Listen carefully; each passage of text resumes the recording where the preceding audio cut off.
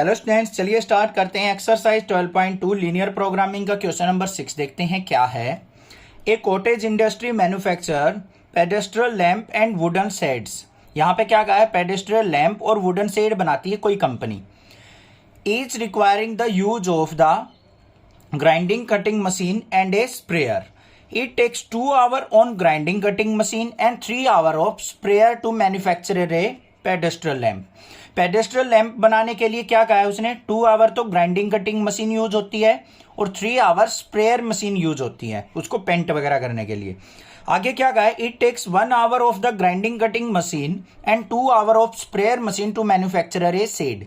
Shade को बनाने के लिए क्या कहा है, 1 hour grinding cutting machine use होती है और 2 आवर स्प्रेयर मशीन यूज होती है। On one day the sprayer is available for at most 20 hour. जो स्प्रेयर है वो मैक्सिमम 20 आवर के लिए अवेलेबल है। ये चीज ध्यान देनी है आपको, ये कंस्ट्रेंट है हमारी कंडीशंस।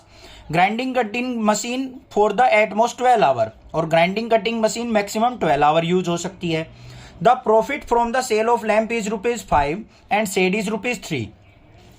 जो हमारे लैंप बेचने से प्रॉफिट होता है वो ₹5 का और शेड से ₹3 का होता है। Assuming that the manufacturer can sell all the lamps and shades that he produce, how should he scheduled his daily production in order to maximise his profit. तो उसको अपना शेड्यूल बताना है, किस तरीके से वो एडजस्ट करे कि उसका प्रॉफिट क्या हो जाए, मैक्सिमाइज हो जाए। अब यहाँ पे बस ध्यान क्या देना है, हमें ये देखना है कि बन क्या क्या रहा है। लैंप और शेड बन रहे तो उनको हम एज्यूम कर लेंगे यहाँ पे लेट इंडस्ट्री प्रोड्यूस लिख लो या make x lamp and y shades. बस ये काम करना है आपको। उसके बाद प्रॉफिट मैक्सिमाइज करना है तो Z इज इक्वल टू क्या हो जाएगा बच्चों, ₹5 लैंप से बन रहा है तो 5x, x number of lamp पता लग जाएगा हमें। तो प्रॉफिट क्या हो गया, एक लैंप पे ₹5 का प्रॉफिट है तो x लैंप पे कितना हो गया 5x, और ₹3 शेड पे है तो y शेड बनी तो 3y। ये हो गया हमारा, इसको क्या करना है, मैक्सिमाइज। इतनी बात क्लियर होगी। अब कंस्ट्रेंट पे आ जाओ भाई। सबसे पहला कंस्ट्रेंट ध्यान दो, यहां पे क्या कहा है उसने, 2 hour of grinding cutting machine और 3 our of sprayer machine use हो रही है। यही चीज कहा है उसने।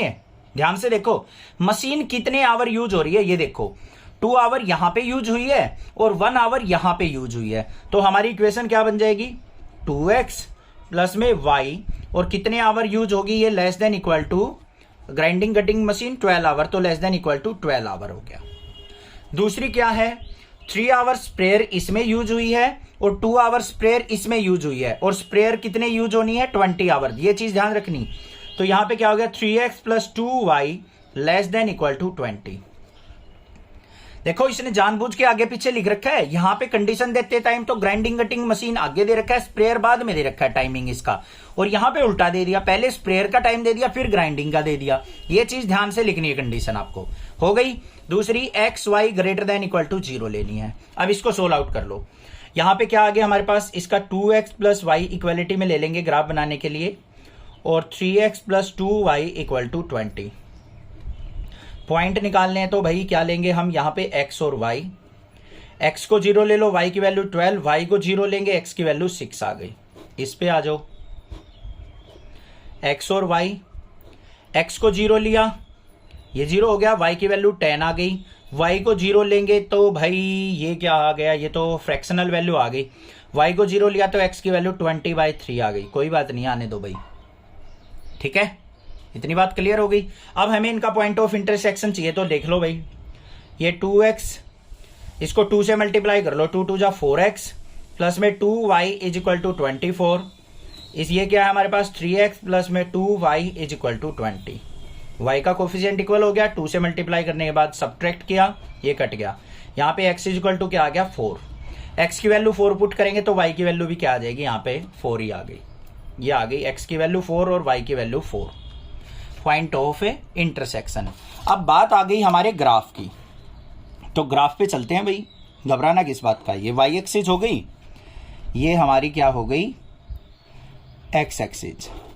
मार्किंग कर लेते हैं। मैक्सिमम वैल्यू क्या है, 12 है यहाँ पे, हाँ मैक्सिमम 12 है तो यहाँ पे ये 2 2 की मार्किंग कर लेंगे, 3 4 5 6। ऐसे ही y एक्सिस पे चलो भाई, y एक्सिस पे भी मार्किंग कर लेते हैं। ये 2 4 6 8 12 10 और 12, तो यहाँ पे क्या आ गया 2 4 6 8 10 12। यहाँ पे आ जाओ 2 4 6 8 10। y की वैल्यू मैक्सिमम कहाँ तक जा रही है, 12 तक जा रही है भाई, एक और पॉइंट लेना पड़ेगा हमें, ये 12 हो गया। इतनी बात क्लियर हो गई। अब देखो भाई यहाँ पे x0 y12 ये पॉइंट हो गया, x6 y0 ये पॉइंट हो गया। दोनों पॉइंट को क्या करेंगे, मिलाएंगे। तो भाई हम ज्वाइन कर लेते हैं इनको, ये कर दिए ज्वाइन, ये आ गई इक्वेशन। इसको आ जाओ 3x + 2y = 20 को x0 y10 ये वाला पॉइंट हो गया, और x 20/3 और y0 20/3 का मतलब क्या है, उसको ना राउंड ऑफ करके निकाल लो आराम से। 20 को 3 से डिवाइड करके देखो बच्चों, तो 3 6 जा 18 हो गया, 6 पॉइंट समथिंग आएगा, मतलब 6 से थोड़ा सा आगे यहां पे आएगा 20/3, यही तो होगा पॉइंट 20/3। नियर अबाउट लेना, हमें एग्जैक्टली नहीं लेने की जरूरत है। तो इन दोनों पॉइंट को हम क्या कर लेंगे, आपस में ज्वाइन कर देंगे। अब ये दोनों पॉइंट कहां पे मीट कर रहे हैं, यहां पे मीट कर रहे हैं। यहां पे क्या है हमारा, ये आ गया 4,4, इसको लिख देंगे 4,4। एग्जैक्टली बिल्कुल सामने लेने की जरूरत नहीं है, कोई दिक्कत की बात नहीं है। कहीं आप ये सोचो सर एग्जैक्टली 4 के सामने नहीं आया, हाँ बिल्कुल एग्जैक्टली चाहिए ना, तो ग्राफ पेपर का यूज करो, फिर बिल्कुल सेम आएगा। अब हमें तो इनका कॉमन रीजन चाहिए, लेस देन इक्वल टू है तो ये नीचे का रीजन आ जाएगा, ये वाला आ गया हमारा कॉमन रीजन, ये वाला आ गया ना। पॉइंट पता लग गए, ये हमारे क्या है 0,10, ये 4,4, ये क्या हो जाएगा 6,0 और ये 0 0। तो यहां पे अब क्या करना है हमें, ध्यान से देखो, शेडिड रीजन इज बाउंडेड, या फिर फिजिबल रीजन इज बाउंडेड लिख देंगे एट पॉइंट। पॉइंट क्या क्या है लिखेंगे, इसको ए मान लेते हैं, इसको बी मान लेते हैं, इसको सी मान लेते हैं, इसको डी मान लेते हैं। ए के कोऑर्डिनेट क्या है 0,10, बी के कोऑर्डिनेट क्या है 4,4, सी के कोऑर्डिनेट क्या है हमारे 6,0 और डी के कोऑर्डिनेट क्या है बच्चों 0,0। क्लियर बात। अब हमें प्रॉफिट को मैक्सिमाइज करना है, तो z = क्या है हमारे पास 5x + 3y। तो हम सबसे पहले किस पे निकालेंगे, एट ए पे। तो z = क्या हो जाएगा, x की जगह 0, y की जगह 10 पुट करो, 5 × 0 प्लस में 3 × 10 = कितना आ गया 30। एट बी देख लो, z = क्या आ जाएगा 4 4 पुट करना है, तो 5 × 4 प्लस में 3 × 4, 3 4 जा 12, 5 4 जा 20, 32 आ गया। एट सी देख लेते हैं, z = सी के कोऑर्डिनेट क्या है 6,0, तो 5 × 6 प्लस में 3 × 0 = क्या आ गया 30। और एट डी पॉइंट देखेंगे तो z = क्या आ गया 5 × 0 प्लस में 3 × 0 = 0। मैक्सिमम वैल्यू देखो बच्चों क्या आई है ये, तो यहां पे क्या हो जाएगा हमारा मैक्सिमम प्रॉफिट इज 32, और वो किस पे है, एट, जब हमारी क्या होगी, क्या क्या बनानी थी भाई, हमें लैंप बनाने थे, लैंप = 4 एंड शेड = 4। जब लैंप और शेड 4 4 बनेंगे तब हमें मैक्सिमम प्रॉफिट 32 रुपीज का होगा, ये चीज हमें निकालनी थी।